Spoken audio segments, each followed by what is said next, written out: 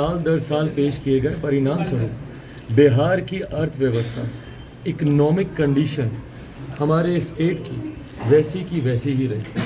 आज अगर बिहार बद से बदहाली की कगार पर पहुंचा है तो उसका कारण इस तरीके के निराशाजनक बजट ही है, जिसमें ना युवाओं की चर्चा है, जिसमें ना किसानों की बात है, जिसमें ना व्यवसायियों की चर्चा है, जिसमें ना बिहार की अर्थव्यवस्था। नमस्कार, आप देख रहे हैं न्यूज़ फॉर नेशन और मैं स्वाति पांडे आपके साथ।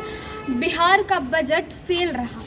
बिहार का बजट तो पेश किया गया, लेकिन इस बजट में ना रोजगार दिया जा रहा है, ना रोजगार को लेकर के कुछ किया जा रहा है, ना स्वास्थ्य व्यवस्था को लेकर के कुछ किया गया है, ना शिक्षा को लेकर के कुछ किया गया है। ये सारी बातें चिराग पासवान की है। दरअसल रामविलास लोजपा रामविलास के जो प्रमुख हैं और जमुई से सांसद हैं चिराग पासवान, वो बेगूसराय पहुंचते हैं, एक कार्यक्रम में शिरकत करते हैं और जब उनसे मीडियाकर्मी सवाल पूछती है कि चिराग जी, बिहार विधानसभा का बजट सत्र चल रहा है, बीते दिनों वित्त मंत्री विजय चौधरी ने बजट पेश किया है और इस बजट पर आप क्या कहेंगे? तो इस पे चिराग पासवान मुख्यमंत्री नीतीश कुमार पर हमलावर होते हैं, बिहार सरकार पर हमलावर होते हैं और कहते हैं कि ये बजट पूरी तरह से फेल है और मुख्यमंत्री नीतीश कुमार का बजट जो है वो 0% है। इसमें कोई किसी के लिए कोई फ़ायदा नहीं है, ना ही महिलाओं के लिए कुछ इन्होंने दिया है, ना ही रोज़गार को लेकर इन्होंने कुछ किया है, ना ही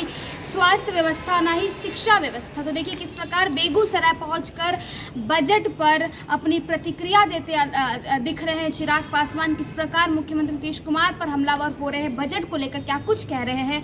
बेगूसराय से चिराग पासवान आपको छोड़े जाती है, उनकी पूरी बात। साल दर साल पेश किए गए परिणाम स्वरूप बिहार की अर्थव्यवस्था, इकोनॉमिक कंडीशन हमारे स्टेट की वैसी ही रही।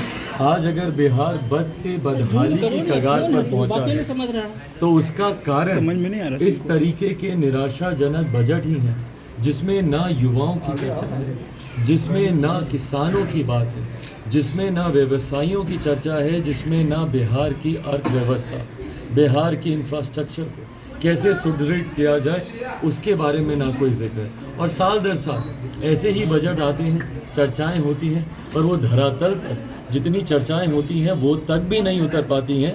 परिणाम स्वरूप बिहार के हालात आज भी इतने बुरे हैं। सर, रोजगार को लेकर भी आप कह रहे थे सर कि 20 लाख बोला गया, 10 लाख दिया गया। रोजगार को लेकर भी कह रहे थे कि 20 लाख कहा गया, 10 लाख ही सामने आया। भाई मुख्यमंत्री नहीं कहा था, ये हमने तो नहीं कहा था।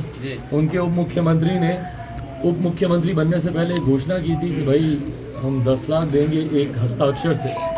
वो हस्ताक्षर तो उन्होंने किया नहीं, पर उस हस्ताक्षर से आगे बढ़ते हुए मुख्यमंत्री ने घोषणा कर दी। तो लगता है शायद गणतंत्र दिवस के दिन उन्होंने घोषणा की थी कि 10 लाख क्या हम लोग 20 लाख दे देंगे। तो भाई ये 10 लाख 20 लाख की ये लोग बातें कर रहे हैं, पर जब अभ्यर्थी अपने नियोजन की मांग के लिए जाते हैं तो उन पर लाठी चलाई जाती है।